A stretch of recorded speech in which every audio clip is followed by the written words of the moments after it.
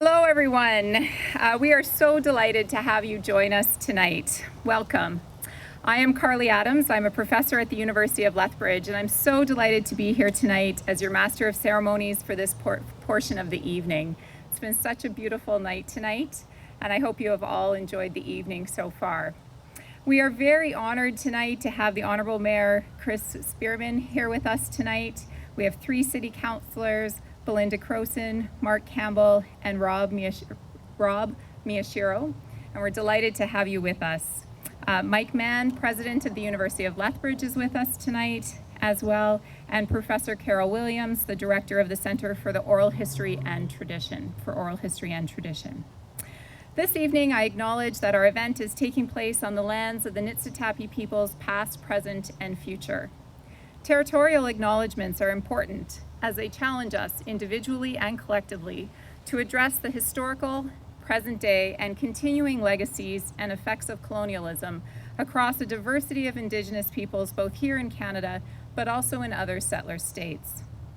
Tonight, we are gathered for the 3rd annual Golden Maple Reception, and I'm honored to be here as your MC. 2020 has been and continues to be a very difficult year for many people as we adjust to our new realities with the COVID pandemic. This is in fact the first time that I've been at a public gathering since March, and it's so delightful to see all of you in person and not on my Zoom screen. It's lovely to be here in this beautiful place this evening. This is a very special event this year. Earlier this evening, we had the groundbreaking ceremony for the Nikka Yuko Bunka Center, and this is a historical moment that we mark today. We were grateful to have the Consul General of Japan with us this evening, Mr. Kobayashi. Unfortunately, he was unable to stay with us for the lecture tonight, but it was really lovely to have him here with us for the groundbreaking ceremony. So we're marking a historical moment today as we continue down the path to the realization of the new cultural center, which is set to open in fall 2021. I'd like to thank the many people who have supported and contributed to this important project.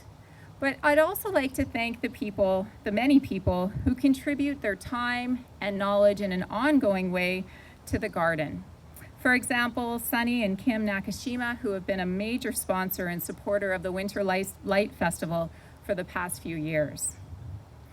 Before I go on to introduce some of our honored guests and our keynote speaker, I'd like to say a few words about the history of the Golden Maple Reception.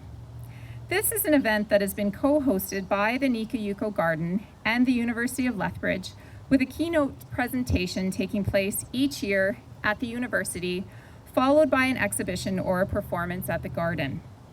This year, these 2 events have been combined into one, and we've really lucked out with the weather. In 2018, Mark Sakamoto was with us to discuss his memoir, Forgiveness, A Gift from My Grandparents, a book that beautifully describes the lives of his grandparents and their struggles during the war years. This reception in 2018 was complemented by a debut exhibition of the art, poetry, and calligraphy by Dr. Junichi Sega, and Dr. John Harding gave a brief talk to provide context for Dr. Sega's work. Last year, for the 2nd year of the event, Dr. Darren Aoki was with us from Plymouth University in the UK. He's also with us here tonight via Zoom. Hi, Darren, nice to see you. It's 1 o'clock in the morning in the UK, so we're grateful that he's with us tonight. And last year, Dr. Aoki and I gave a talk entitled In the Wondrous Reverberations of Silence, and we shared stories from our oral history research from the Nikkei Memory Capture Project. And in the talk, we focused on Mr. Mel Murakami and other visionaries of the garden. Mel was the superintendent in charge of the construction of the Nikka Yuko Garden, and yet his role was not very well known in our histories of the garden. Our talk was accompanied by an incredible performance of Madame Butterfly by Megan Wittig and Lisa Melgrew from the Little Lethbridge Opera Company. This year, we are delighted to be here at the garden on this beautiful evening for the Sushi and a Stroll event, and the presentation by the Minyo dancers from the Nikkei Cultural Society, and of course, our keynote talk this evening by Darcy Tamiosi. Before I introduce Darcy tonight, though, I'd like to welcome and introduce some of our honored guests who are with us this evening. First, I'd like to welcome and invite Honorable Mayor Chris Spearman to come forward and bring greetings from the City of Lethbridge.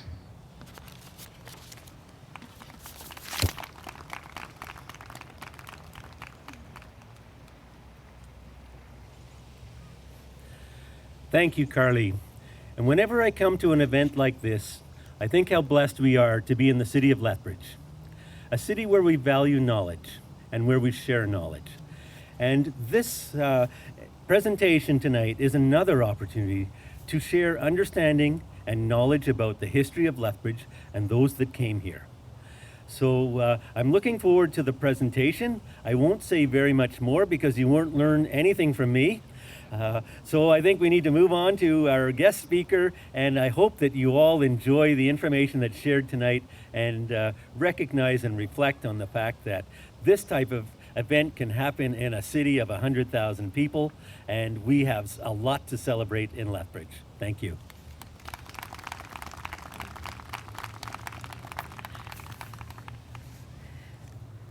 Next, I welcome and invite Brad Hembroff, President of the Lethbridge and District Japanese Garden Society, to bring greetings.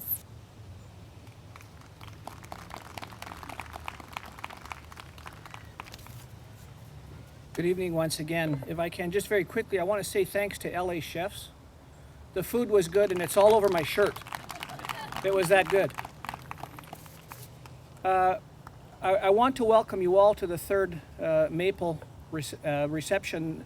This is the first time we've been able to do this one outdoors, and the weather has been kind to us. And I also want to say that it's interesting. It was a small world moment for me tonight. It turns out that Darcy and I are contemporaries. We grew up in Lethbridge. We graduated the same year. We went to enemy high schools. She was at Churchill and I was at LCI. We never met until tonight. And it was really good. And I always wanted to be a book writer. And I'm going to take a lesson from her because she's bringing that to us tonight. And I'm really excited to hear what you have to say.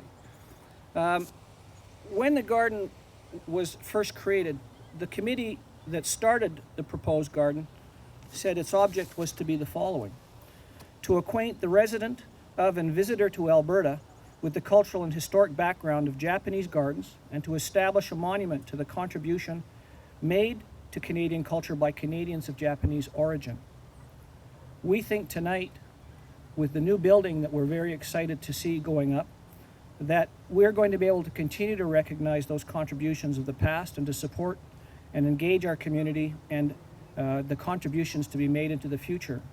Those contributions add to this garden's significance, and it's an important garden. I'm delighted to have been able to be a part of it. It reflects the community that nurtures it, and by having these presentations to listen to the authors, professors, and peoples, the garden grows with us. So I want to say thank you for the third reception, and I want to say thank you to all the board members who are here tonight, and to thank the special relationship I truly believe this garden has and this board has with the city. It's very much appreciated, and so we say thank you to you for your collaboration with us to make this place what it is.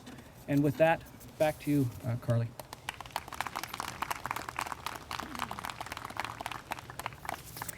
Next, I welcome and invite Dr. Mike Mann, President and Vice Chancellor of the University of Lethbridge, to bring greetings from the university.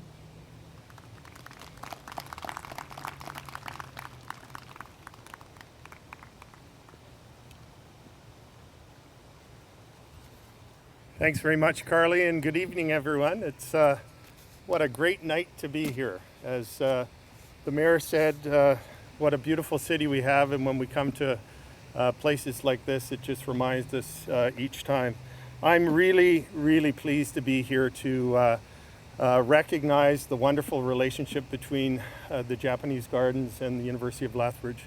Of course, we have this very unique shared history of starting in Canada's centennial in 1967, and so for the first 50 years we grew and evolved as two important institutions in this city.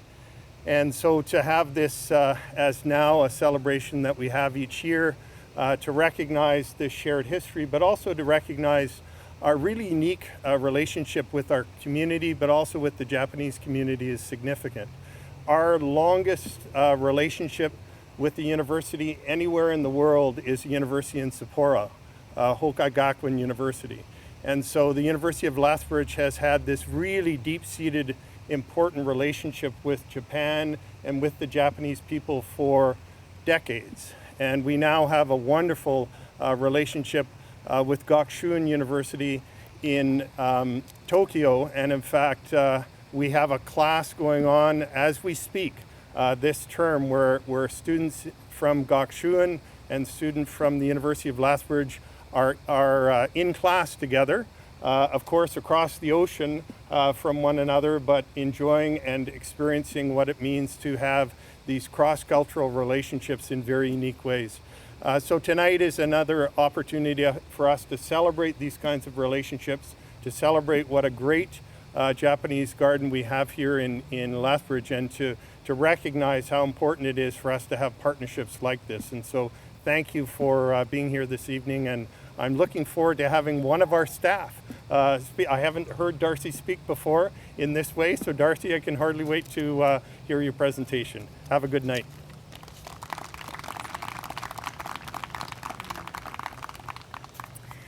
Next, I welcome and invite Dr. Carol Williams, Professor and Director for the Center of Oral History and Tradition, to bring greetings from the Center. Thanks, Carol.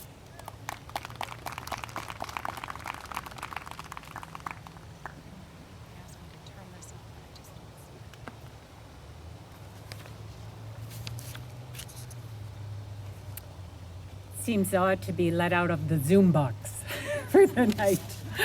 So I'm a little nervous about speaking suddenly. So greetings, I bring salutations as Director of the Center for Oral History and Tradition at the University of Lethbridge to honor the Nikka Yuko Garden's 3rd annual Golden Maple reception. And to start, I'd like to offer this pithy quote from 2 senior oral historians.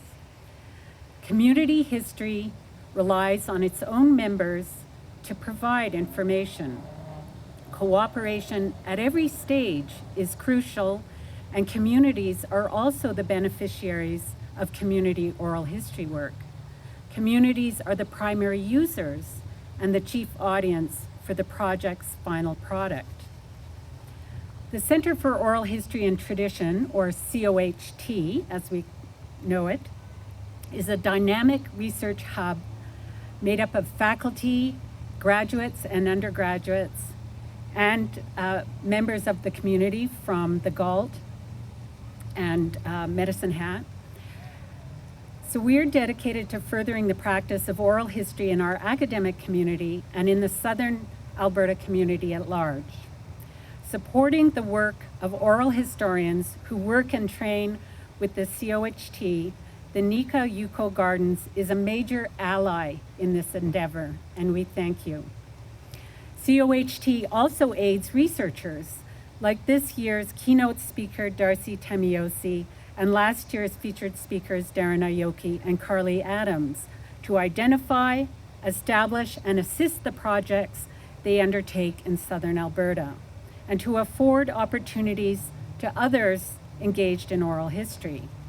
The Golden Maple reception and other like-minded events productively highlights the results of community-based oral histories and reinforces COHT's historical and scholarly vision. Acknowledged too is that COHT is generously funded by 2 Southern Alberta-based anonymous donors who through their annual support affirm the significant value of community history in the making. Finally, I'd like to acknowledge and thank the many members of the regional Japanese Canadian community who have so heartily and enthusiastically embraced oral history as one means to share their individual and collective recollections of life, struggle, and success in Southern Alberta. We honor all in the community who strive to record the fulsome diversity of our region's social history. It's important work. On behalf of the COHT, cheers to the determination of our community gathered here, oral historians, patrons, supporters, staff of the Nikka Yuko Gardens, inclusive of those who couldn't be with us, but share our ambition in spirit. In other words, a toast to all who through action and reciprocity decisively affirm our memories, our history in the making. Thank you very much. Cheers.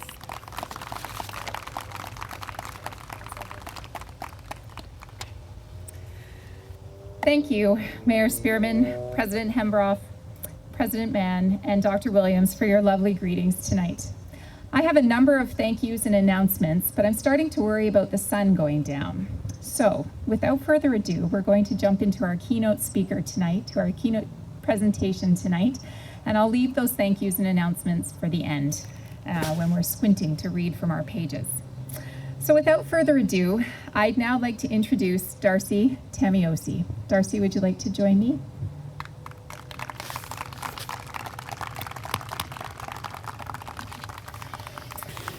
I have had the pleasure to get to know Darcy over the past few years, but it has only been recently that I've come to know her through her published writing, and that has been an absolute treat.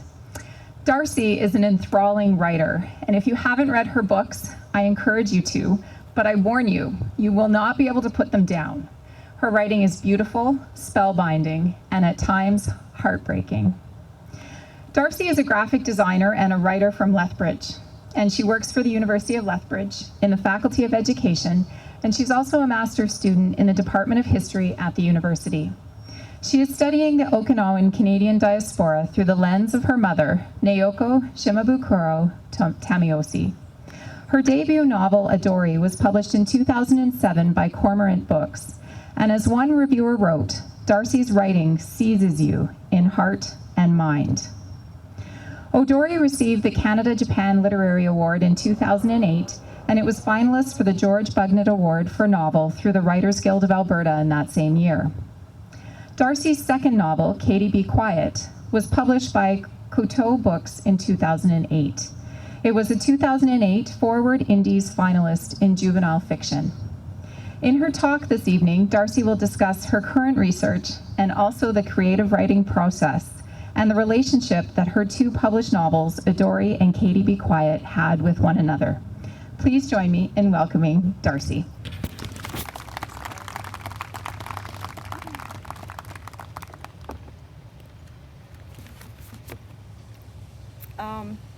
What an honor.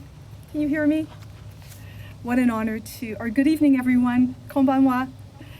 What an honor to be speaking to you here in this beautiful Nikka Yuko Japanese Garden's fall backdrop at an event that blends the groundbreaking of the garden renovations and the golden maple reception.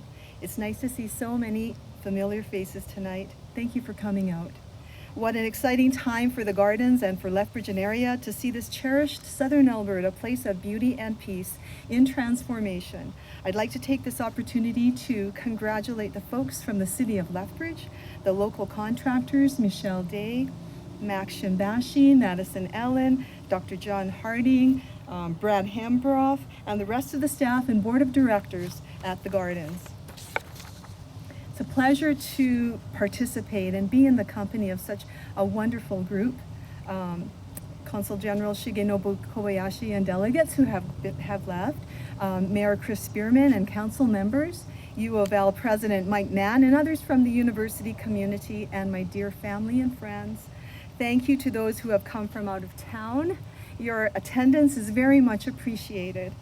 And a thank you to the sponsors, including the Nikkei Memory Capture Project, the U of L, Elevate Hospitality Group, and Carol Williams and her Center for Oral History and Tradition. Gusuyo Chayabiga. This means everybody hello in the Hamahiga Island dialect. And I can see my family and friends in the audience, and they're probably giggling inside, and they're thinking, hey, she doesn't know how to speak Okinawan. And it's true. There aren't too many people around in southern Alberta that actually know how to speak Okinawan fluently. The only Okinawan word I can say with confidence is ashtibichi. And many of my family and friends know what ashtibichi means. Ashtibichi or tibichi is a traditional Okinawan dish that our family has every New Year's Day. It's a good luck soup made from a base of barbecued pig's feet. In using the Okinawan language in this presentation, I want to pay respect to the words of the island. According to the United Nations Educational, Scientific and Cultural Organization, more commonly known as UNESCO, the Okinawan language is endangered. Speaking Okinawan was prohibited during my mother's childhood school days in the village of Higa on the island of Hamahiga. There was a penalty paid for children if they spoke the Okinawan language, which is known as uchinaguchi. If they spoke the language in school or even in play, they had to wear a hogen fuda, which was essentially a board necklace the size of my laptop. They wore it until another student spoke the Okinawan language, and that board was transferred then to the other student. Linguist Masahide Ishihara says that the Japanese government adopted a policy of assimilation and suppression of the Ryukyuan or Okinawan culture. Students caught speaking uchinaguchi were made to wear this dialect placard, this board necklace, as a method of public humiliation. Local dialects had been undesirable and hindered the efforts toward imperial unification, reaching back to 1869. And to give context, 1869 was a time when the Meiji government set about to rapidly modernize Japan to meet the already industrialized Western world. So in speaking the occasional Okinawan word and names throughout my presentation, I pay tribute to each of those words and recognize that at one time in history, there was a penalty paid when these words came out of the mouths of children. I am grateful for this opportunity to speak to you. Thank you kindly for this moment and for your time.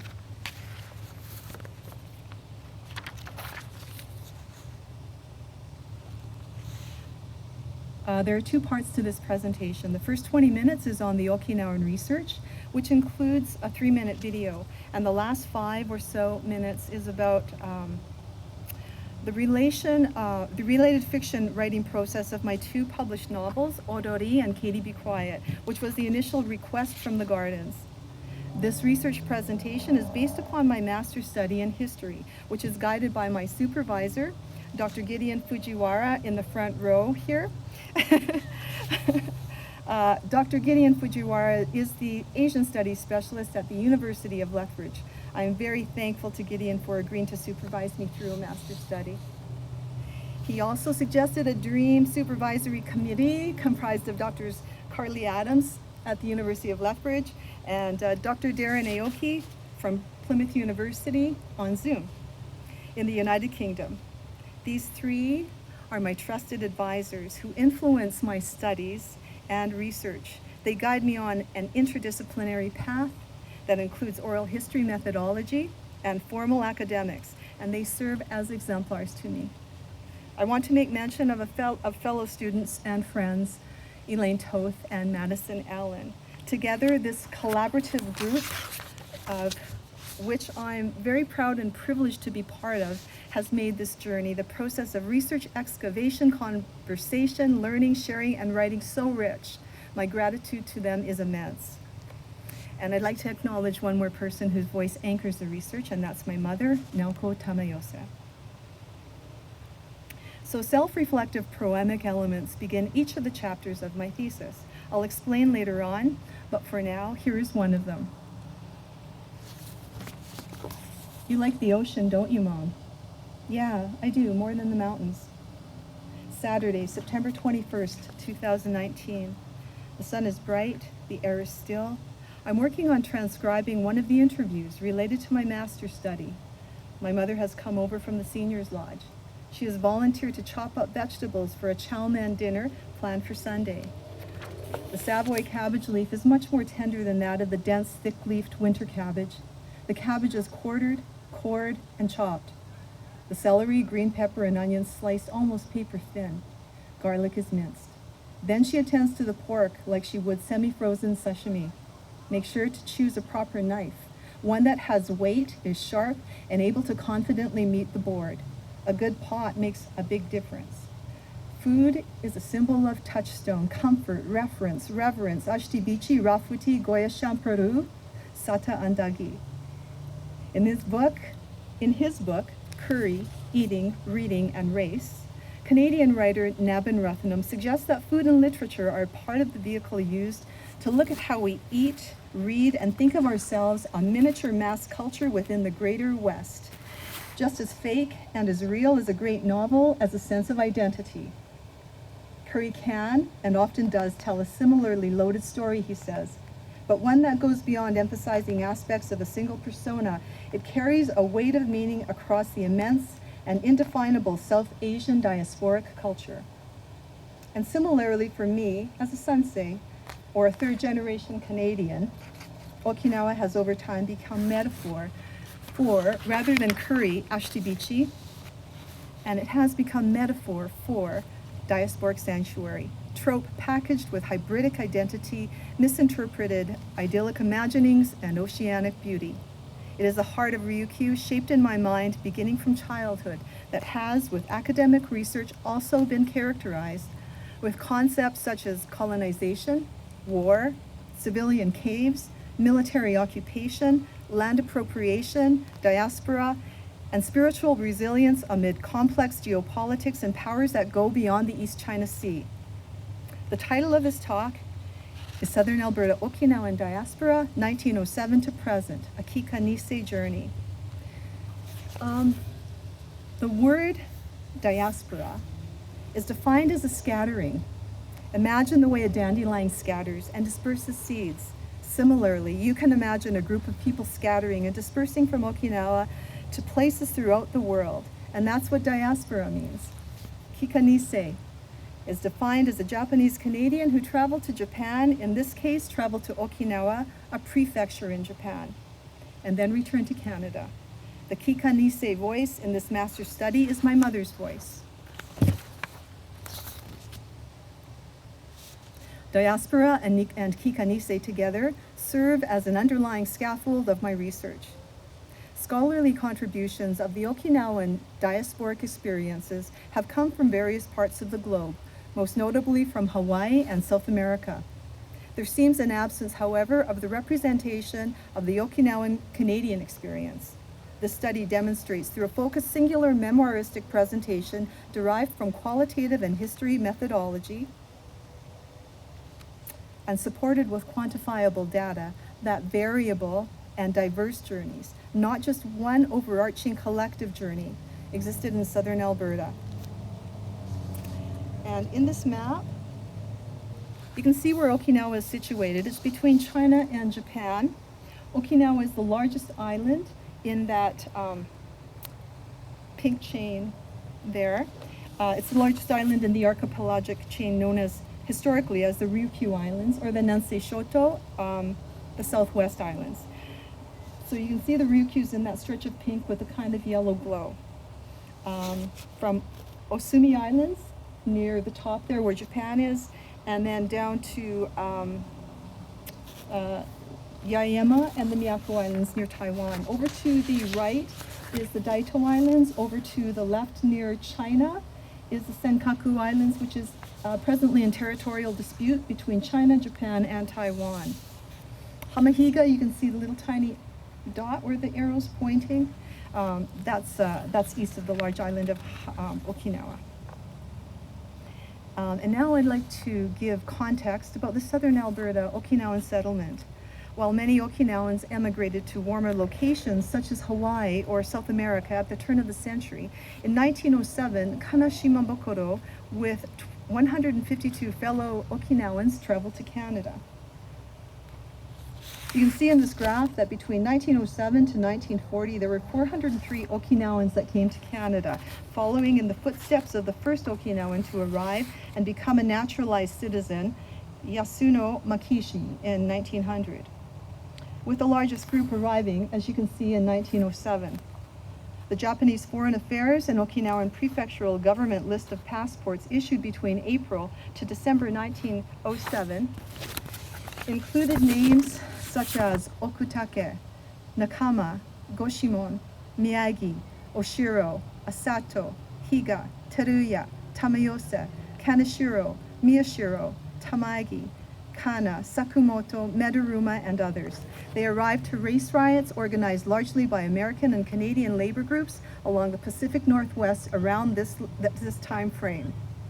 You can see a significant drop in immigration right after 1907, and that's due to an agreement between Canada and Japan called the Hayashi-Lemieux Gentleman's Agreement. There was an agreement that Japan would limit the amount of immigrants from Japan that came to Canada.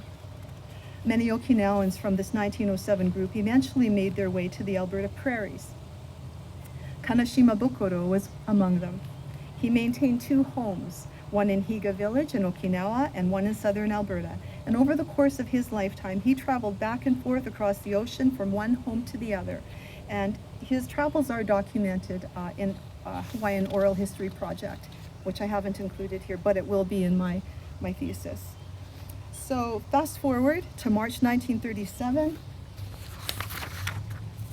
At the age of 2, Naoko Shimabukuro traveled along with her mother Matsuko and her older sister Miyoko from Canada to Hamahiga Island to be raised in Okinawa by her grandparents, Kana and Nabe. This is 30 years after Kana's initial arrival to Canada in 1907, as mentioned earlier. Naoko's older brother Seiei had been sent prior to 1937. So Naoko is the little one in the white, and Miyoko is the one towards me. And here they have a stopover in Hawaii before they go to Okinawa. And here's a map that shows the distance between Lethbridge and Okinawa. In the early 1900s, you can see that this would not have been an easy trip by boat. There is a distance of 9,657 kilometers between Okinawa and Lethbridge. It was a 3-month voyage going one way. There was always the intent of bringing the children back home to Canada, but the Battle of Okinawa was one of the factors in delaying return. Both Naoko and Miyoko were 9 and 12 during World War II, and the battle on the island. Meanwhile, their older brother Seiei went on to serve in submarine duty for the Imperial Japanese Navy. My research includes Naoko's experience on the island, pre-war, during the war, and post-war. This particular presentation focuses on the timeline during the war and a little bit about the trip back to Canada. As Matthew Allen explains in the article, Wolves at the Back Door, Remembering the Kumajima Massacres, the Battle of Okinawa was among the bloodiest and most savage battles of World War II. It took the lives of approximately 77,000 Japanese forces, 14,000 American soldiers, and between 120,000 to 140,000 Okinawan civilians within a 3-month span. The latter analytic represents between a quarter to a third of the island population of civilians at the time.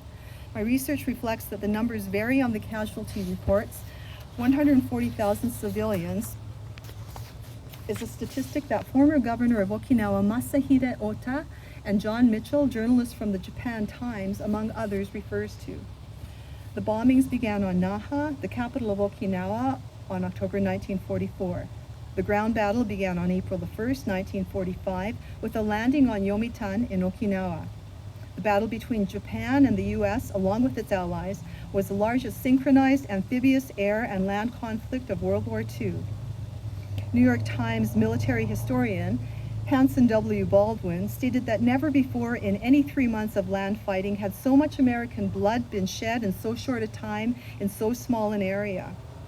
Furthermore, George Kerr encapsulates in his book, Okinawa and Island People, that Okinawans had no part in formulating Japan's military policies, which led to the Battle of Okinawa. Nevertheless, Okinawan people were forced to make a hideous sacrifice on Japan's behalf, says Kerr. And at this point, I'd like to introduce 3 quotes from Naoko, followed by a little bit of analysis. The first quote is during wartime, and it's an encounter with American soldiers.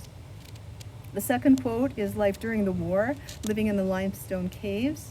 And the third quote is returning from Okinawa and back home to Canada as a Kika Nisei.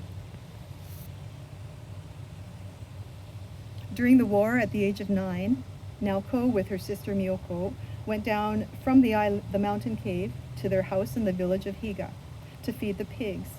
She explains that the chickens and the goats had run away during the course of the war, but the pigs were still alive. It seems this chore had previously been her Aunt Nobuko's. Naoko explains, Auntie Noble was a young lady, so she couldn't go out because scared that the soldiers might do something, bad thing. One of Naoko's most fearful moments was the encounter with 4 American soldiers. So I'll just play this video, and if it doesn't play, I have the quote here. I think there's 4 soldiers and Japanese soldiers? no, Hakushin soldiers. And They walked in when you were making the pig's food? Yeah, and then they comes in. And then they were I still remember this flashlight, the outfit. They look like one of those belt things. Yeah. The flashlight, and they got a canteen, and the rifle on it, and then a soldier's hat. And then they kind of poked us with the rifle. They poked you and Auntie with the rifle? The end of the rifle? Yeah, you know, the rifle just pokes like this. I'm sure that me and I was shaking like this. And so we can't communicate, so he just clears all these pebbles. Then he raised a Japanese flag. How can I explain to them this house is all clear off and everything, took it out and burnt, you know? You can't communicate. But I just had to say we don't have it. And then, Oh, they were looking for a Japanese flag? yeah, and they clear that, and they're looking for eggs. So they draw a picture The picture of chicken, on the and dirt? then eggs. They wanted to eat, I guess, but they didn't have the chickens. You didn't have any chickens? No, we didn't have Nobody. no chickens. You just had your pigs. And I thought, yeah, gee, if we say no, they're gonna kill us, you know. We're thinking of that. And then Grandpa and Grandma, I don't know why it was 2 of us that always have to go feed the pig. And my Grandpa, when he come back so happy, he's still alive, I guess, you know. What happened to those soldiers? Huh? They just walked away? No, just go to the next door to door, looking for food or looking for something. I think some people probably souvenirs to take it home. The flag, I thought, maybe was a Yeah. souvenir. We didn't have a flag. Shima didn't have a flag. Well, you're Canadians too at the same time. Yeah. But then it was quite a bit after the wars ended, and they landed. Then it was okay then. They knew that Grandpa. Actually, when this American soldier came in and shot this Grandpa's lion, no, Shisa, yeah. Shisa, and Grandpa got mad and he swore in English. And then right away he grabbed Grandpa and put him down. Yeah. And Grandpa was on his knees, hands on the back like this. And You saw that? I saw that. Just you? No, everybody Auntie- saw it. oh, everybody. Auntie and Uncle. You were in the house or? Auntie was in the house too. And then, so when they had a Grandpa, you know, like a rifle in his back, you speak English, you know, you spy. And then Auntie comes out. Auntie Nellie When I or was- Auntie Nellie. Nellie. I said, when I spy, we used to live in Canada. And then after they talking and they got a friend.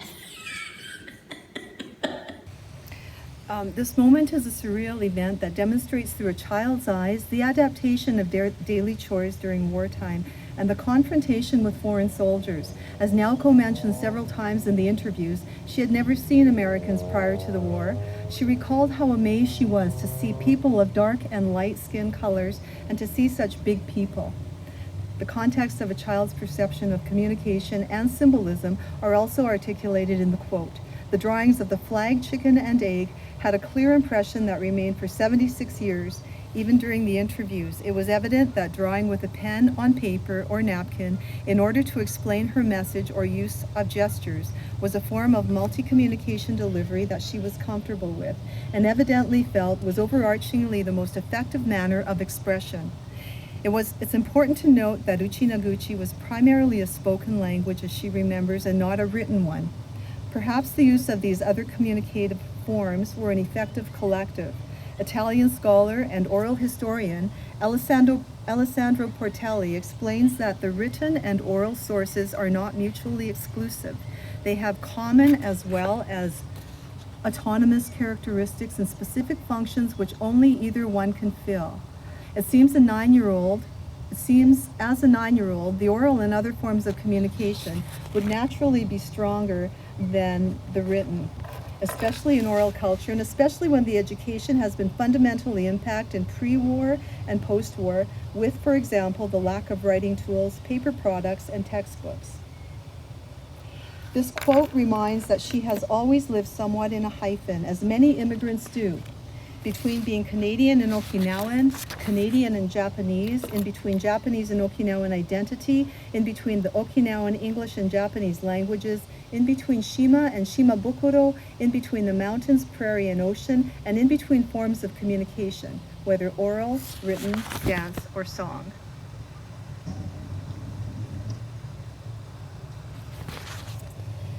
This drawing was created during an interview where Naoko described what she wore during the war, how her hair looked, the water pouch that each of her family members had, the bag of sata or sugarcane pieces for sustenance that each family member carried, her bare feet, and straps that crisscrossed her chest, allowing her to carry her baby cousin of 10 months, Iwao, on her back. And here's the quote from Living in the Caves During the War. The war started in October 1944. Was in the cave in January the 1st. I remember that. Of course, you can't sleep because some things are dripping from the ceiling. It's an old cave, so it always drips the water. That's how we slept. In case something happens, the fire comes in. They shoot the fire. You have to look for the other exit. Cave is always big. But as you go to the other side, I don't know what it's leading to, a long, long row. It gets narrower, and you can hardly breathe, no oxygen. You can't even put a candle on, not enough oxygen. It's terrifying, so shaking. Where are we going to go next day? I think that is what people were thinking. You dare move around during the day, they shoot. On Okinawa and the outlying islands, the sloping limestone ridges that may stop abruptly at high sea cliffs present numerous natural caves that offer protection for the civilians and concealment for Japanese soldiers. The caves could be labyrinthian with multiple exits and tunnels connecting to other caves. Historian Dale E. Floyd writes in his article entitled Cave Warfare on Okinawa that the Japanese military, already known as tenacious fighters, would maximize their capabilities by establishing a strong point defense utilizing cave warfare. During wartime, the Shimabukuro family, alongside other civilians, scrabbled along the mountainous Hamahiga terrain and lived in the natural caves. This formal post-war photo of the Shimabukuro family was taken in Higa village shortly before Naoko and Miyoko returned to Canada in 1953. Her grandfather, Kana, is the third man from the left in the back row. Naoko is the third woman from the right in the front row. Here she is 17 years old. Growing up, children in the village didn't have material things, but before leaving for the voyage back to Canada, a couple years into the American occupation on Okinawa, Naoko's Auntie Kimiko brought both her and Miyako an extravagance, a wristwatch each. During the voyage, they mostly stayed in their cabin and to themselves, Naoko says. Everything was so different than the world they were leaving. Language, people, food. And here's the final quote. It's a couple memories of being on board the Wilson passenger ship and returning to Canada. We were so homesick. I was just standing there on the deck and thinking of Okinawa, you know. Then all of a sudden my watch fell off into the ocean. We got to San Francisco and got really excited. So that's where Mom and Dad lives. I had no idea what America is. Tall buildings and things like that which you never seen before. Not too many people going to Canada.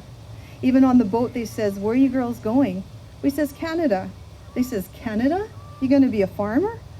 I says, what that means? I was excited to go to school. What that means? Farmer.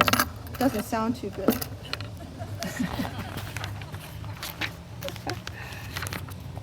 And here's a bit of analysis on that. This comment from a fellow passenger traveling from China and not destined for Canada, unsettled Naoko, as all her life she had anticipated a southern Alberta that was full of hope and education, not that of being a farmer. Now this short exchange planted a harbinger of doubt in the vision of her imagined Canada.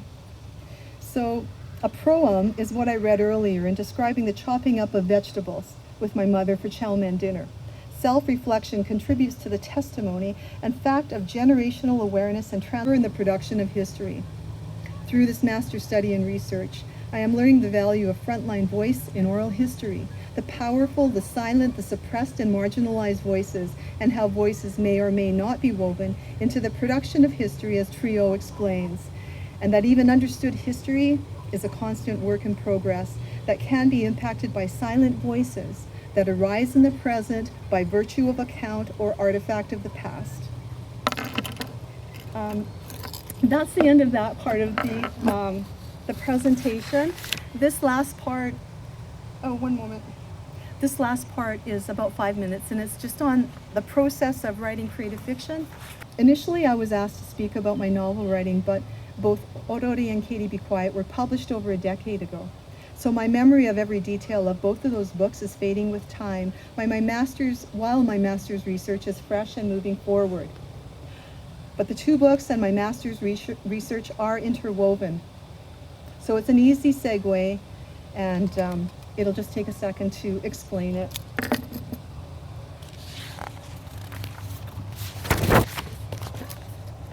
Chronologically speaking, in hindsight, this master's study might have been best done prior to the writing of Odori. For me, things seem arguably nonlinear, or perhaps just a bit unorthodox. The career and work experience came early in life, and the post-secondary education came after. However, it turns out that journeys can be wonderfully variable. Sometimes, or something that I remember well, is that those two books had a relationship with one another. At the very beginning stages of Odori, that research related to the Battle of Okinawa was very difficult. The hand-to-hand escarpment conflicts, the hand grenade suicides of nurse circles, the killing of families, the compulsory mass suicide by jumping from cliffs rather than submitting to capture. And in the early 2000s, I had no clue of the depth of Okinawa's history. All my life, I had thought Okinawa was an idyllic island paradise. And in a different way now, for me, in a more resilient way, it still is a paradise. So back then, it was a shock to research the depth of tragedy when writing Odori, and I began writing a more playful mystery youth novel as a way to work through the research and writing of Odori. And that companion novel was Katie Be Quiet. Once a couple chapters of Katie Be Quiet was written, I sent them to several publishers, and one of them, Kato Books, was interested in publishing it. I think having a contract with Cormorant Books for Odori was kind of a leverage to gain another book contract. Looking back, with a stack of fiction writing rejections in my drawer from the last decade, I realized I got lucky back then. I began switching back and forth with the writing of both novels. The process of toggling from the different genres of writing style seemed to push both writings forward. The whimsical nature of Katie Be Quiet helped me to write Odori. In fact, the Katie Be Quiet storyline was directly impacted by Odori.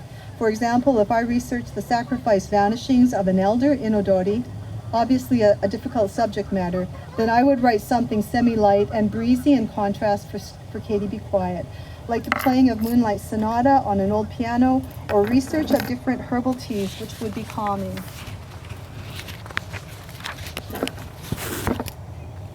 Sometimes it's good to have multiple projects going simultaneously as they seem to offer creative options.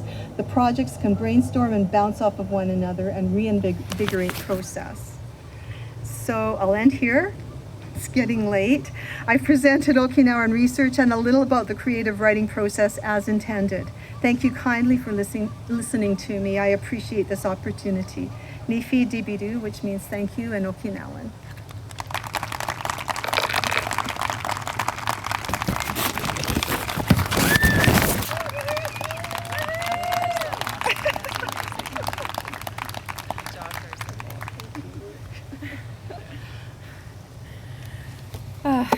Thank you, Darcy. That was wonderful. absolutely wonderful. Thanks, Carly. I'm so honored. So honored to be working with you as you continue on your educational journey. Thanks for doing this tonight. I'd like to ask Brad to come up because I understand there's a presentation to be made.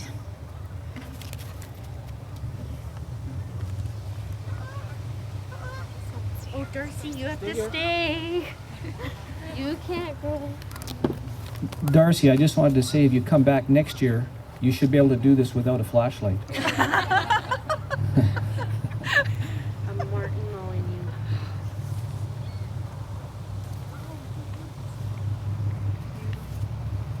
It's a picture of. You see it? Yeah. Right there.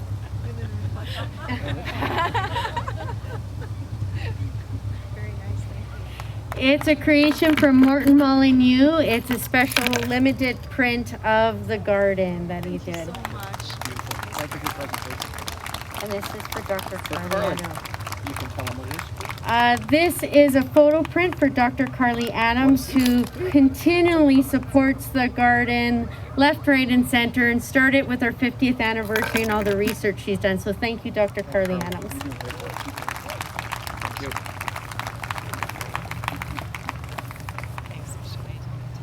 Yes. Can't tell an Irish lass. I have to do something. I know, I should know Learn better. these things.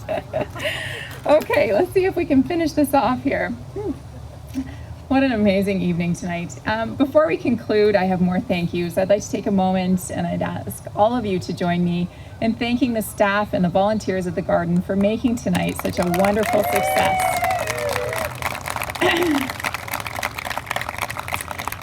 Specifically, thank you to Michelle Day and Melanie Burdusco. Melanie, I told you I was going to do that. Sorry, Burdusco. For everything you've done in the background. It's just been a fantastic evening. And it's Melanie's artistic graphics that you saw in all of the promotional materials for tonight. So thank you, Melanie, for all of that you do. Melanie also had to bail me out earlier this evening when I realized that page 2 had not come with me from my printer for tonight. So she had to run me to a computer to print things off. So she's always there. Please join me in also thanking the staff from LA Chefs for the wonderful food this evening.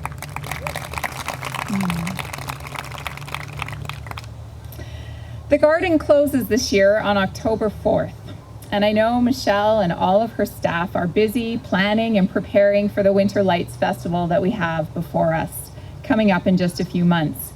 The dates and the details are not yet finalized, so do keep an eye out for those forthcoming announcements. It's sure to be another great season with the Winter Lights Festival. Before I conclude, I almost forgot a very important part. Darcy has graciously donated 4 of her Katie Be Quiet books this evening. And I know it's dark, so you may need to take out your flashlights, but 4 of your chairs underneath are marked. So 4 of you are winners of this fabulous book. And you'll see underneath your chairs that there's the Canada-Japan 90-year symbol taped underneath your chair. And just put your hand up. So put your hand up and Michelle will be around 3 and 4. with the books that we have for you. Not seeing any winners yet. Oh, there we go. Jenny O'Seen, I see.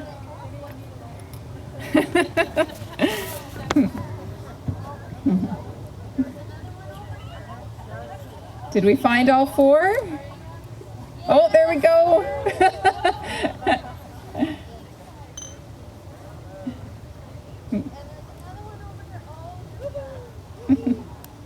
Great. Thank you, Darcy, for donating those books. Those 4 folks are in for a great treat. And if you'd like to purchase Darcy's books, we also have them for sale. Michelle has them at the Visitor Center, and you can drop by on your way out if you'd like. So please enjoy the rest of the evening. Have a wonderful evening. Stay safe, take care of each other, and enjoy the lovely September weather. Thank you, everyone.